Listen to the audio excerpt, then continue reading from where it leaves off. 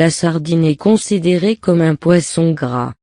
Le contenu élevé en matière grasse, et donc en acides gras oméga 3 des poissons gras, leur confère des avantages incontestables pour la santé. La littérature scientifique abonde à ce sujet, et l'impact de la consommation de poissons gras sur la diminution du risque de maladies cardiovasculaires fait maintenant l'unanimité auprès des chercheurs. Des études ont aussi démontré que les gens consommant plus de poissons présentaient moins de cas de dépression 2 et moins de risque d'être atteints de la maladie d'Alzheimer 3. Finalement, d'autres études ont observé un lien entre la consommation de poissons gras et la diminution de l'incidence de l'arthrite 4,5. L'American Heart Association (AA) recommande aux adultes en santé de consommer au moins 2 repas de poisson par semaine, principalement les poissons gras, afin de profiter de leurs effets sur la santé. 6. Quelques études sur la consommation spécifique de sardines ou d'huile de sardine ont été réalisées, surtout chez l'animal. Certains principes actifs précis ont été identifiés dans ces études et sont abordés ci-dessous.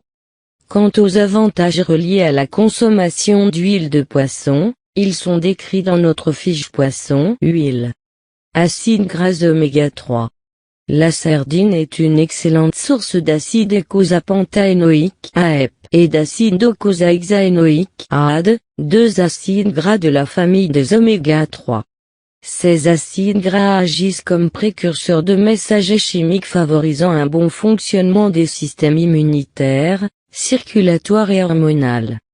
Plusieurs études épidémiologiques et cliniques ont démontré que la consommation d'acides gras oméga 3, provenant majoritairement de poissons gras, exerçait des effets favorables sur la santé cardiovasculaire et réduisait la mortalité par maladie cardiovasculaire.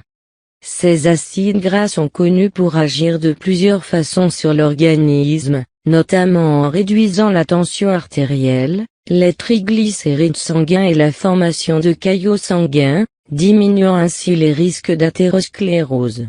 La consommation régulière d'acides gras oméga 3 diminuerait aussi l'arythmie cardiaque et pourrait même inhiber la croissance des cellules cancéreuses. 7,8. Quoique cet effet anti-cancer vient d'être contredit par une récente étude de synthèse dans laquelle ont été répertoriés les résultats de 38 études de cohortes provenant de différents pays.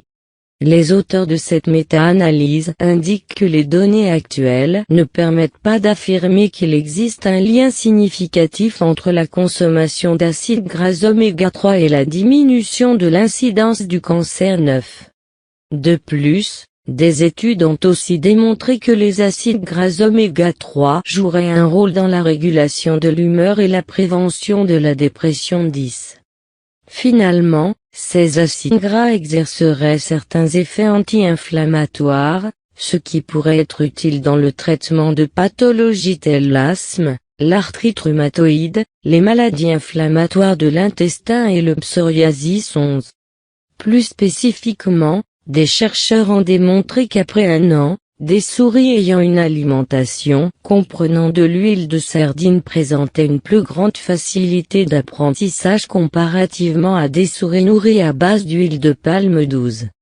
De plus, le premier groupe d'animaux présentait des taux plus élevés d'AD au cerveau, ainsi qu'une fluidité des membranes synaptiques plus grande. Même si les quantités optimales d'acides gras oméga 3 à consommer ne sont pas établies avec certitude, les études scientifiques démontrent que l'ingestion quotidienne de 0,5 g à 1,8 g d'AEP et d'AD permettrait de profiter des bienfaits qui y sont reliés. 13. Une portion de 100 g de sardines en fournit près de 1 g. Ainsi, la sardine est l'un des 6 poissons les plus riches en acides gras AEP et AD, avec la truite, le maquereau, le thon, le hareng et le saumon. Il est bon de noter que le contenu en lipides et en acides gras oméga 3 de la sardine varie considérablement selon la saison de pêche. Les sardines sont plus riches en lipides en été et moins en hiver. 14. Protéines. Le poisson, de façon générale, est une excellente source de protéines complètes, puisqu'il renferme les 9 acides aminés essentiels. Ceux-ci ne sont pas produits par notre organisme et doivent provenir de notre alimentation. Les protéines servent à la formation des enzymes digestives et des hormones de même qu'à former, réparer et maintenir les tissus, comme la peau, les muscles et les os. Par ailleurs, plusieurs études chez l'animal ont révélé que la consommation de protéines de poisson, en l'occurrence la protéine de morue, améliorerait la sensibilité à l'insuline et augmenterait l'absorption du glucose par l'organisme. 15-17. Une récente étude a démontré que la consommation de protéines provenant de sources marines diminuait les taux de lipides sanguins après un repas davantage que des protéines provenant d'autres sources. 23. Bref, ce ne sont pas uniquement les oméga 3 dans les poissons, mais également leurs protéines qui en feraient des aliments à intégrer plus souvent dans notre alimentation. La protéine de sardine, quant à elle, a été isolée et donnée à des animaux afin d'évaluer son impact sur le sang. 18. Les résultats ont démontré que la consommation de protéines de sardine augmentait la fibrinolyse en plus de prolonger le temps de coagulation du sang. Ces deux effets complémentaires pourraient être bénéfiques pour les individus à risque de thrombose. Dans une étude d'observation, la pression artérielle des consommateurs de poissons était un peu plus faible que chez les non-consommateurs. 19. Cette étude ne permet pas l'explication exacte de ce mécanisme, mais il est connu que les acides gras oméga 3 auraient un rôle à jouer dans la diminution de la tension artérielle. Par contre, un autre composé actif présent dans la sardine pourrait possiblement être impliqué. En effet, un peptide isolé de la sardine aurait un effet hypotenseur chez des personnes modérément hypertendues, après 4 semaines d'intervention. 20.